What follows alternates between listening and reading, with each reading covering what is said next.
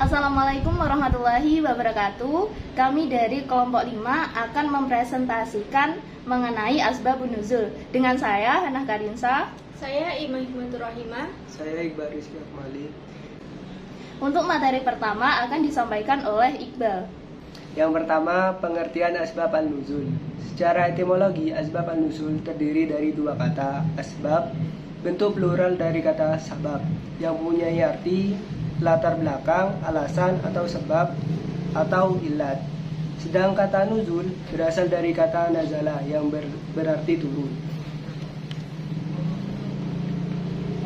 Beberapa ulama juga mendefinisikan sabab al-nuzul secara etimologi. Contohnya Az-Zarqani. Menurut Az-Zarqani, sabab al-nuzul adalah sesuatu yang menyebabkan satu ayat atau beberapa ayat diturunkan untuk membicarakan sebab atau menjelaskan hukum sebab tersebut pada masa terjadinya sebab itu. Sedangkan Subi As-Salih mengartikannya sebagai sesuatu yang menjadi sebab turunnya sebuah ayat atau beberapa ayat, atau suatu pertanyaan yang menjadi sebab turunnya ayat sebagai jawaban, atau sebagai penjelasan yang diturunkan pada waktu terjadinya suatu peristiwa. Dan Sabi As-Siddiqi mendefinisikannya sebagai kejadian yang karenanya diturunkan Al-Quran untuk menerangkan hukumnya di hari timbul kejadian-kejadian itu, dan suasana yang di dalam suasana itu Al-Quran diturunkan serta membicarakan sebab yang tersebut itu, baik diturunkan langsung sesudah terjadi sebab itu maupun kemudian lantaran sesuatu hikmah. Untuk materi yang kedua adalah persesuaian sebab nuzul dengan rumusan ayat-ayat Al-Quran. Yang pertama adalah bentuk peristiwa. Contohnya peristiwa berupa kesalahan yang serius seperti peristiwa seseorang yang mengimami sholat sedang dalam keadaan mabuk sehingga salah membaca surah Al-Kafirun. Dari peristiwa tersebut menyebabkan turunnya ayat Al-Quran surah An-Nisa ayat 43. Bentuk peristiwa yang kedua seperti contoh peristiwa berupa cita-cita dan keinginan, seperti beberapa harapan Umar bin Khattab yang dikemukakan Nabi Muhammad SAW, seperti yang diriwayatkan oleh Anas radhiyallahu anhu bahwa Umar berkata, "Aku sepakat dengan Tuhanku dalam 3 hal. Aku katakan kepada Rasul, bagaimana sekiranya kalau kita jadikan makam Ibrahim sebagai tempat sholat." Dari peristiwa tersebut turunlah ayat Al-Quran surah Al-Baqarah ayat 125. Yang kedua ada bentuk pertanyaan. Pertanyaan yang berhubungan dengan sesuatu yang sedang berlangsung pada saat itu, seperti pertanyaan tentang ruh. Dari pertanyaan tersebut turunlah ayat Al-Quran surah Al-Isra ayat 85. Untuk contoh bentuk pertanyaan yang kedua, pertanyaan yang berhubungan dengan masa yang akan datang, seperti pertanyaan tentang hari kiamat. Pertanyaan tersebut menyebabkan turunnya ayat Al-Quran surah An-Nazi'at ayat 42. Untuk bab yang ketiga, fungsi sebab nuzulul Quran dan manfaat mempelajarinya. Fungsi sebab nuzulul Quran ada 5. Yang pertama, mengetahui hikmah dan rahasia diundangkannya suatu hukum dan perhatian syara'. Yang kedua, mengetahui asbabun nuzul membantu memberikan kejelasan terhadap beberapa ayat. Yang ketiga, pengetahuan asbab al-nuzul dapat mengkhususkan hukum terbatas pada sebab, terutama ulama yang menganut kaidah khusus al-sabab. Untuk fungsi yang selanjutnya, nomor 4, asbab al-nuzul dapat membantu memahami apakah suatu ayat berlaku umum atau berlaku khusus. Selanjutnya, dalam hal apa ayat itu diterapkan. Yang terakhir atau yang kelima, pengetahuan tentang asbab al-nuzul akan mempermudah orang menghafal ayat-ayat Al-Quran.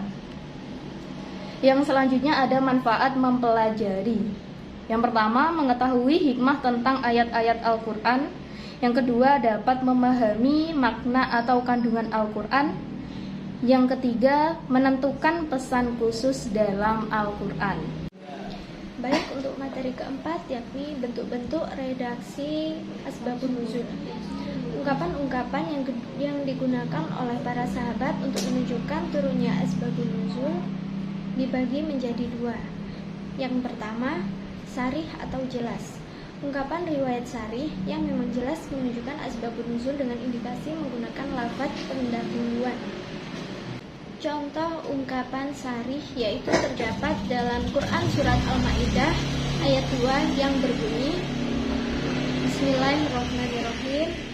Ya ayyuhalladzina amanu la tuhillu sya'irallahi wala syahra harama walal hadiya walal qalaid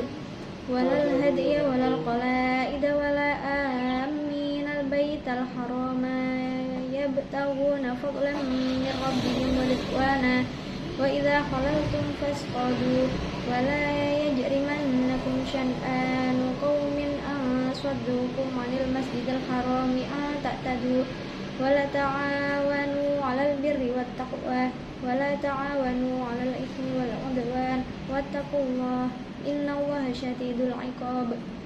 Yang artinya, hai orang-orang yang beriman, janganlah kamu melanggar syiar-syiar Allah dan janganlah melanggar kehormatan bulan-bulan haram.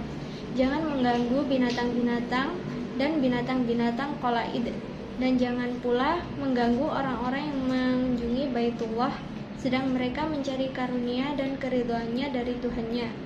Dan apabila kamu telah menyelesaikan ibadah haji, maka bolehlah berburu, dan janganlah sekali-kali kebencianmu kepada sesuatu kaum karena mereka menghalang-halangi kamu dari Masjidil Haram, mendorongmu membuat aniaya, dan tolong-menolonglah kamu dalam mengerjakan kebajikan dan takwa, dan jangan tolong-menolong dalam berbuat dosa dan pelanggaran, dan bertakwalah kamu kepada Allah, sesungguhnya Allah sangat berat siksanya.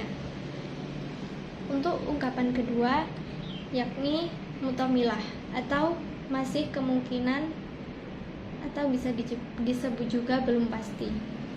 Ungkapan mutamilah adalah ungkapan dalam riwayat yang belum dipastikan sebab an-nuzul karena masih terdapat keraguan. Seperti contoh pada Quran surat Al-Baqarah ayat 223 yang berbunyi Bismillahirrahmanirrahim. Nisa'ukum harthul lakum fa'tu harthakum anna syi'tum wa qaddimu li anfusikum wattaqullaha wa'lamu annakum mulaquhu wa basyiril mu'minin. Yang artinya, istri-istrimu adalah seperti tanah tempat kamu bercocok tanam. Maka datangilah tanah tempat bercocok tanam itu bagaimana saja kamu kehendaki, dan kerjakanlah amal yang baik untuk dirimu, dan bertakwalah kepada Allah, dan ketahuilah bahwa kamu kelak akan menemuinya, dan berilah kabar gembira kepada orang-orang yang beriman. Demikian presentasi dari kami, kurang lebihnya kami mohon maaf. Wabillahi taufik wal hidayah. Wassalamualaikum warahmatullahi wabarakatuh.